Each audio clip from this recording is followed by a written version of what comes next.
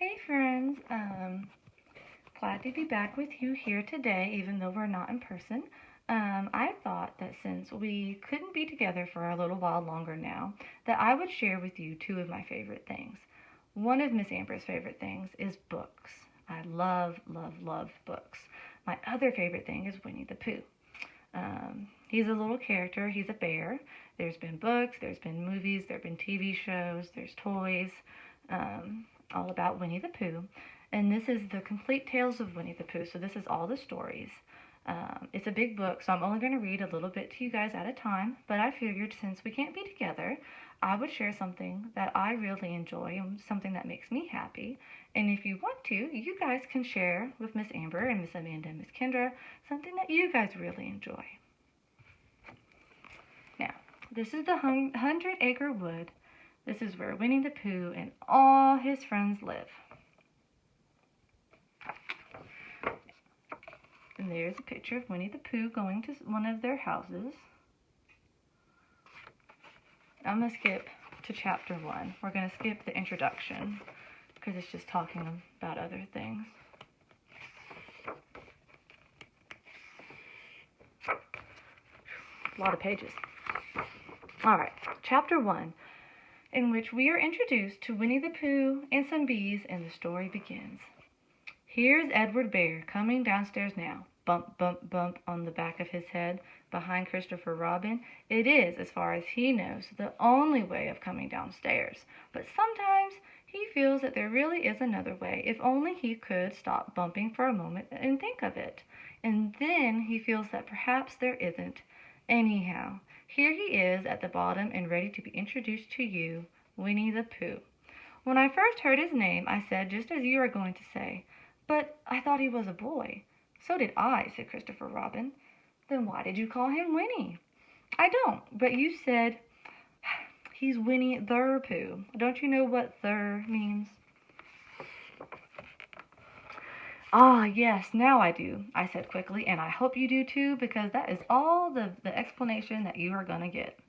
Sometimes Winnie the Pooh likes a game of some sort when he comes downstairs, and sometimes he likes to sit quietly in front of the fire and listen to a story. This evening—" "What about a story?" said Christopher Robin. "What about a story?" I said. "Could you very sweetly tell Winnie the Pooh one?" I suppose I could," I said. "What sort of stories does he like?" "Oh, about himself, because he's that sort of bear." "Oh, I see." "I'll try," I said. So I tried.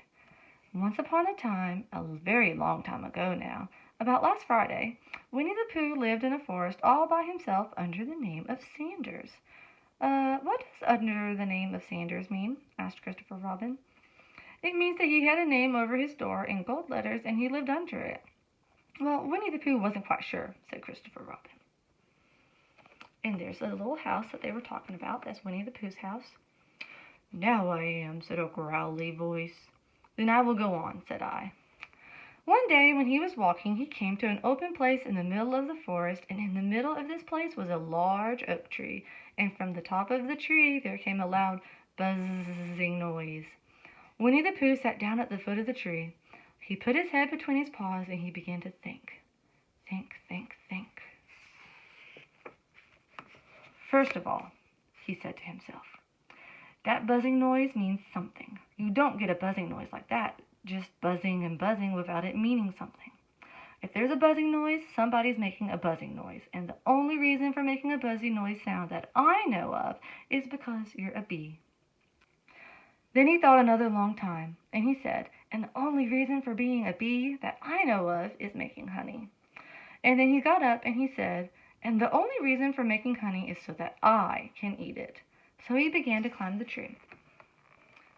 He climbed and he climbed and he climbed and he climbed, and as he climbed he sang a little song to himself, and it went like this: "Isn't it funny how a bear likes honey? Buzz, buzz, buzz, I wonder why he does." Then he climbed a little further, and a little further, and then just a little further. By that time he had thought of another song. "It's very funny, thought that, if bears were bees, that they'd build their nest at the bottom of trees. And that being so, if bees were bears, we shouldn't have to climb up all these stairs." He was getting rather tired by this time, so that is why he sang a complaining song. He was very nearly there now, and if he could just stand on the branch. Crack! Whoosh! "Oh, help," said Pooh as he dropped 10 feet to a branch below him. "If only I hadn't," he said as he bounced 20 feet onto the next branch. "You see, what I meant to do," he explained as he turned head over heels and crashed onto another branch 30 feet below. "What I meant to do—" Of course it was rather, he admitted as he slithered very quickly through the next 6 branches. "It all comes, I suppose," he decided as he said goodbye to the last branch, spun around 3 times, and flew gracefully into a gorse bush. "It all comes of liking honey so much. Oh, help!" He crawled out of the gorse bush, and he brushed the prickles from his nose, and he began to think again. Think, think, think. And the first person he thought of was Christopher Robin. "Was that me?" said Christopher Robin in an awed voice, hardly daring to believe it. "That was you." Christopher Robin said nothing, but his eyes got larger and larger, and his face got pinker and pinker. So Winnie the Pooh went around to his friend Christopher Robin, who lived behind a green door in another part of the forest. "Good morning, Christopher Robin," he said. "Good morning, Winnie the Pooh," said he. "I wonder if you've got such a thing as a balloon about you." "A balloon?" "Yes, I just said to myself coming along, I wonder if Christopher Robin has such a thing as a balloon about him. I just said it to myself, thinking of balloons and wondering." "What do you want a balloon for?" you said. Winnie the Pooh looked around to see that no one was listening. He put his paw to his mouth, and he said in a whisper, "Honey." "But you don't get honey with balloons." "I do," said Pooh. "Well, it just happened that you had been to a party the day before at the house of your friend Piglet, and you had balloons at the party. You had a big green balloon, and one of Rabbit's relations had a big blue one, and he left it behind, being really too young to go to the party at all. So you had brought the green one and the blue one home with you. Which one would you like?" you asked Pooh. He carefully put his head between his paws, and he thought very carefully. Think, think, think. "It's like this," he said.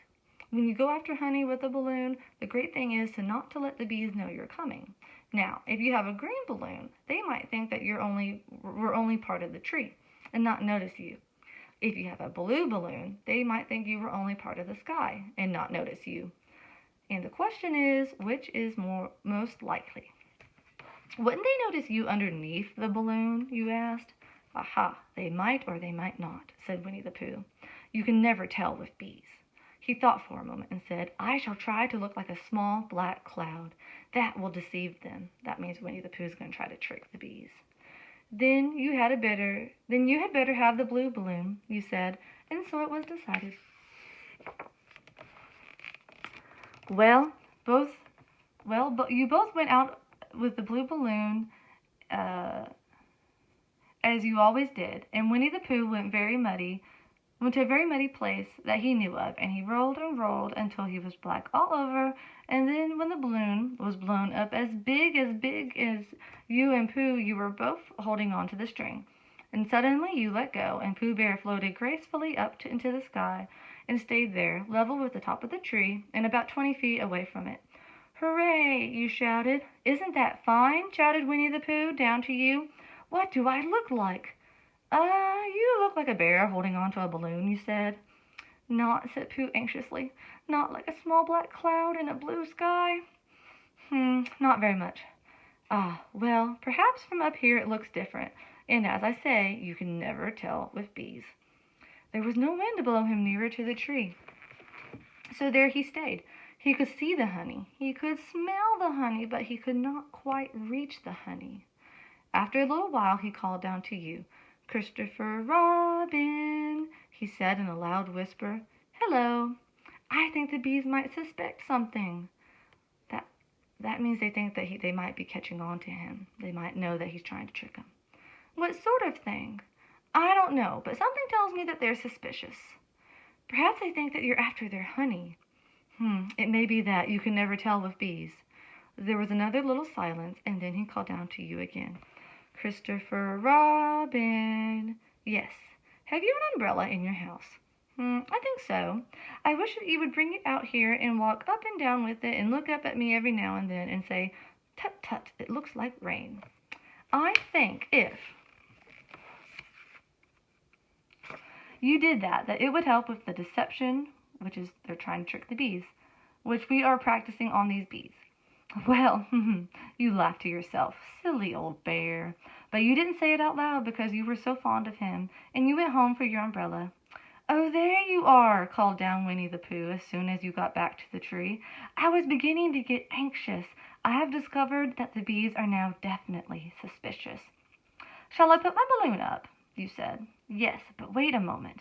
We must be practical. The important bee to deceive is the queen bee. Can you see which is the queen bee from down here?" No. Ah, a pity. Well, now, if you walk up and down with your umbrella saying, "Tut, tut, it looks like rain," I shall do what I can by singing a little cloud song, such as a cloud might sing. Go. So while you were walking up and down and wondering if it would rain, Winnie the Pooh sang this song. "How sweet it to be a cloud floating in the blue. Every little cloud always sings aloud. How sweet to be a cloud floating in the blue. It makes him very proud to be a little cloud." The bees were still buzzing as suspiciously as ever. Some of them indeed left their nest and flew all around the cloud as you began the second verse of this song. And one of the bees sat down on the nose of the cloud, and for a moment, and then he got up again. "Ow! Robin!" called out the cloud. "Yes? I have just been thinking, and I have come to a very important decision. These are the wrong sort of bees." "Are they?" "Quite wrong the sort. So I should think that they would make the wrong sort of honey, shouldn't you?" "Would they?" "Oh, yes. So I think I shall come down." "How?" asked you. Winnie the Pooh hadn't thought about this. If he let go of the string, he would fall bump. And he didn't like the idea of that. So he thought for a long time, and then he said, "Christopher Robin, you must help me down and help the balloon get down." "Of course," you said. "But if I do that, it will spoil the balloon," you said. "But if you don't," said Pooh, "I shall have to let go, and that would spoil me. That means it would hurt." When you put it like that, you saw how it was, and so you tried very carefully to help the balloon get down. "Ow!" said Pooh. "Did I miss?" you asked. Well, you didn't exactly miss," said Pooh, "but you missed the balloon." "I'm so sorry," you said, and you tried one more time. You hit the balloon, and the air slowly came out, and Winnie the Pooh floated down to the ground. But his arms were so stiff from holding up the string of the balloon all that time that they stayed straight in the air for more than a week. And whenever a fly came and settled on his nose, he had to blow it off. And I think, now I'm not quite sure, that is why he is always called Pooh. "Is that the end of the story?" asked Christopher Robin. "That's the end of that one. There are others. About Pooh and me, and Piglet and Rabbit and all of you. Don't you remember?" I do remember, and then when I try to remember, I forget. That day when Pooh and Piglet tried to catch a heffalump, they didn't catch it, did they? No. Pooh couldn't because he hasn't any brain. Did I catch it? Well, that comes into the story. Christopher Robin nodded. "I do remember," he said. "Only Pooh doesn't very well, so that's why he likes having it told to him again. Because then it's a real story and not just a remembering." "That's just how I feel," I said. Christopher Robin gave a deep sigh. He picked up his bear up by the leg and walked off the door, trailing Pooh behind him. At the door he turned, and he said, "Coming to see me have a bath?" "I might," I said. "It didn't hurt him when I helped him down, did it? Did I?" "Oh, not a bit." He nodded, and he went out in a moment, and I heard Winnie the Pooh bump, bump, bump, going up the stairs behind him. And that, I'm going to put my bookmark here, that is the end of chapter 1, and we will do chapter 2. We'll do chapter 2 tomorrow. So I hope you guys enjoyed the start of this book. I love getting to share something so special to me with you all, and I will be here to read chapter 2 tomorrow.